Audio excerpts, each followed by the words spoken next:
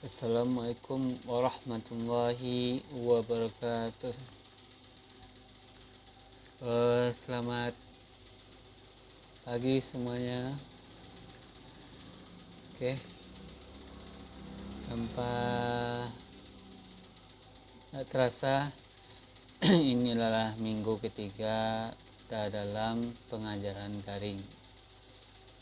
Bahwa sungguhnya kita lihat kondisi saat ini, kita rada-rada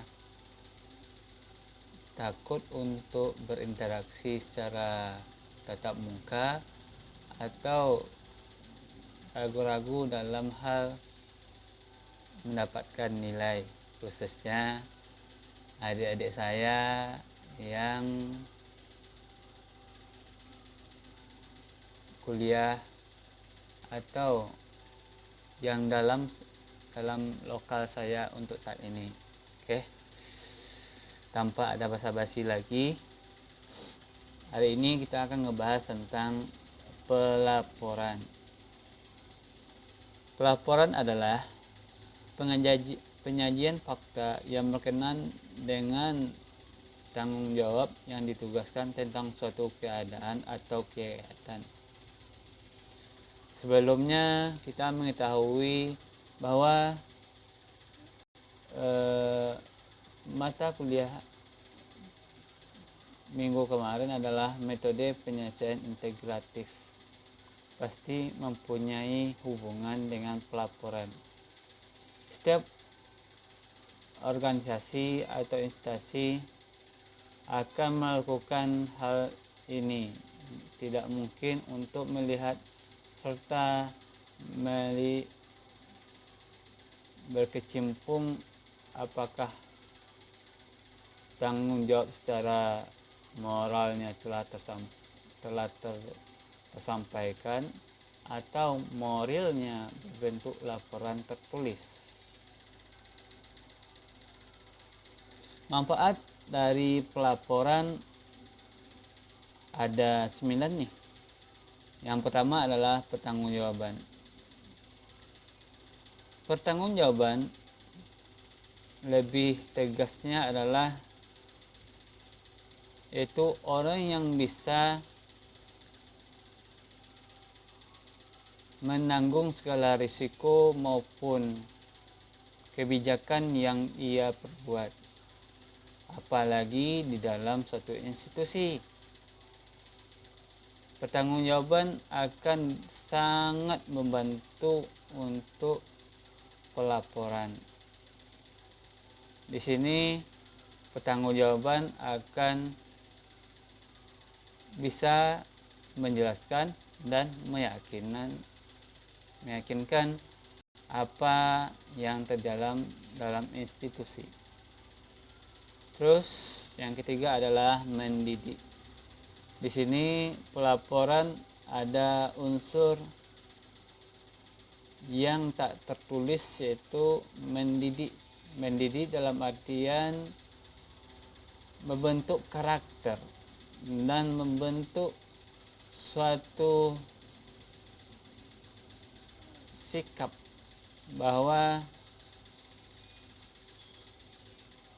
kegiatan yang kita lakukan mendidik kita menjadi lebih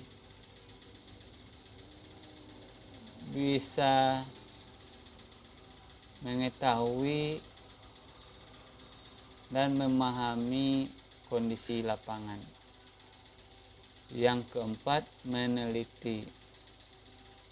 Pasti sebuah kejadian mempunyai hikmah.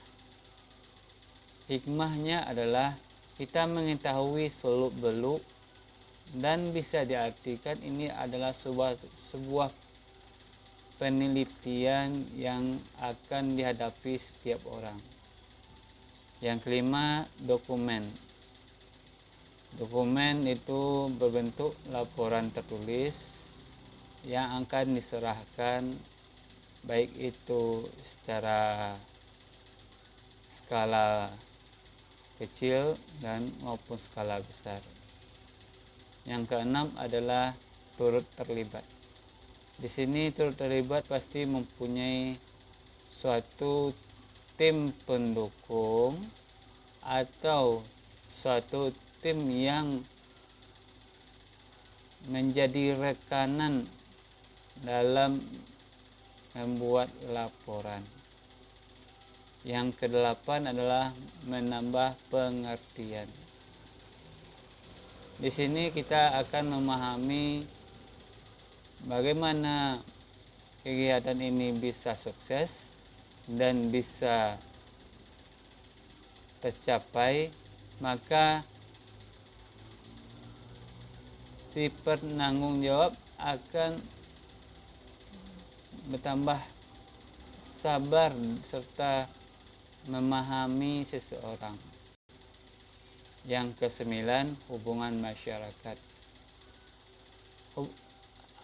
Hubungannya adalah dengan adanya pelaporan, maka bukti autentik atau bukti tertulis bisa mengaitkan atau menjelaskan bahwa ini loh kegiatan yang kita lakukan. Jadi terciptanya interaksi antar manusia. Di sini disebut adalah hubungan manusia.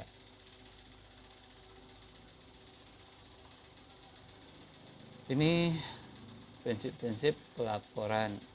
Ini ada 6. Pasti ini adalah hal yang sangat krusial dan sangat dibutuhkan dalam pelaporan.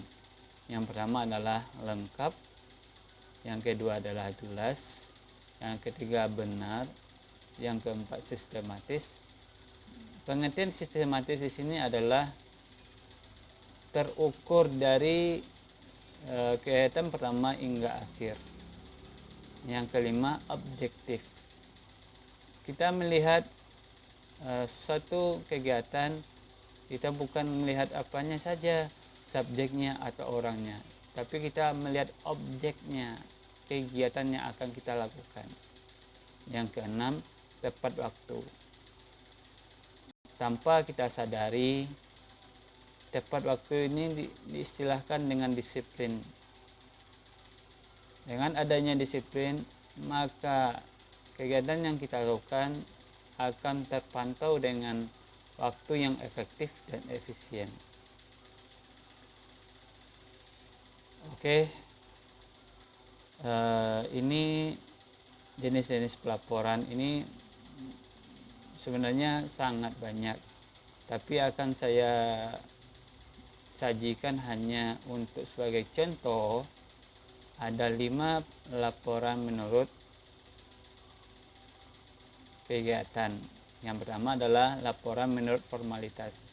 Di sini adalah di suatu institusi pasti kegiatan formalitas ini harus terlampirkan sehingga tersusun rapi. Yang kedua, laporan menurut unit organisasi. Di sini organisasi mempunyai suatu bagian-bagian inti, sehingga sebelum dilaporkan kepada atasan, maka dilaporkan kepada kepala bagian. Yang ketiga, laporan menurut fungsi. Fungsi di sini pasti melihat jabatan seseorang. Apakah dia kasih atau kepala bagian, atau dia kepala regional, atau kepala kewilayahan, atau kepala pusat. Yang keempat, laporan menurut waktu. Menurut waktu di sini diartikan adalah mempunyai jangka waktu atau proses yang telah ditentukan. Seperti laporan bulanan, triwulan, 6 bulan, tahunan, bahkan ada per 5 tahun. Yang kelima, laporan menurut status kewenangan. Balik lagi, yang nomor 3, laporan menurut fungsi. Status kewenangan pasti mempunyai otoritas tertentu di suatu organisasi atau institusi. Kewenangan itu tergantung kepada jabatan ia pegang. Ini adalah pelaporan merujuk kepada akuntabilitas. Ayo, apa arti akuntabilitas? Pasti kalian mengetahuinya. Akuntabilitas atau kepercayaan terhadap institusi atau kepercayaan terhadap suatu tujuan. Menurut M.C. Kinsey dan Howard, ada 5 akuntabilitas, yaitu akuntabilitas fiskal, yang kedua akuntabilitas hukum, akuntabilitas program, akuntabilitas proses, akuntabilitas kinerja. Sini kita akan ngebahas tentang akuntabilitas fiskal. Ini sudah kita paham, fiskal pasti finansial, adalah keuangan. Yang kedua, hukum. Ini pasti pemberlakuan hukum di suatu negara atau perundang-undangan yang telah ditetapkan oleh negara. Kalau nomor 3, akuntabilitas program. Akuntabilitas program ini melihat kepada internal institusi atau eksternal institusi. Akuntabilitas program ini ada kecenderungannya untuk independensi atau independen. Istilahnya itu. Yang keempat, akuntabilitas proses. Ini akuntabilitas proses ini tidak adanya kecurangan ketika proses yang terjadi, sehingga merujuk kepada hal-hal yang lebih disiplin dalam kejujuran. Yang kelima, akuntabilitas kinerja. Setiap institusi mempunyai SOP atau tujuan dari suatu institusi, atau dikatakan visi misinya, atau dikatakan ADART yang telah dibuatkan oleh owner atau CEO. Oke. Untuk hari ini kita cukupkan di sini pembahasan kita. Bagi adik-adik yang ingin bertanya, boleh melalui Classroom, atau kita akan melakukan media aplikasi Zoom. Dan untuk